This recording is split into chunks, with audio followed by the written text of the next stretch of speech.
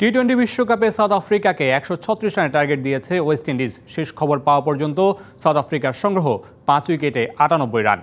Sir Vivian Richards স্টেডিয়ামে দলীয় 5 রানে 2 উইকেট পড়ে যায় ওয়েস্ট ইন্ডিজের। শাই হোপ ফেরেন গোল্ডেন ডাক মেরে, আর নিকোলাস পুরানের ব্যাট থেকে আসে মাত্র 1 রান।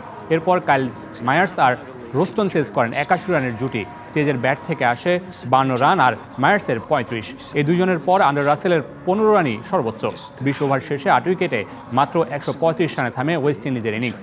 তাবরের শামসি নিয়েছেন 3 wicket, Jansen, Markram, Keshab Maharaj আর রাবাদা প্রত্যেকেই নিয়েছেন একটা করে উইকেট। জবাবে সুবিধা করতে পারেননি সাউথ আফ্রিকার 2 ওপেনার রেজে হেন্ড্রিক্স ও কুইন্টন ডি কক। সাবধানী এইডেন মার্ক্রামও ফেরেন 18 রান করে, আর হেনরিক ক্লাসেন 22 রান করে ফিরলে 77 রানে 4 উইকেট হারায় প্রোটিয়ারা। এরই মধ্যে সুপার 8-এর প্রথম 2 ম্যাচের 2টাতেই জিতেছে south Africa.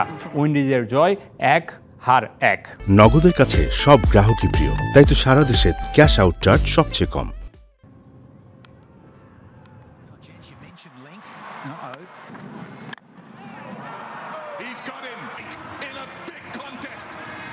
Magic. A miracle needed. And took 3 wickets against the USA. They're fielded. Crowd love it. They thought it might have been a catch. Back into the ground though. They're on the edge of their seats.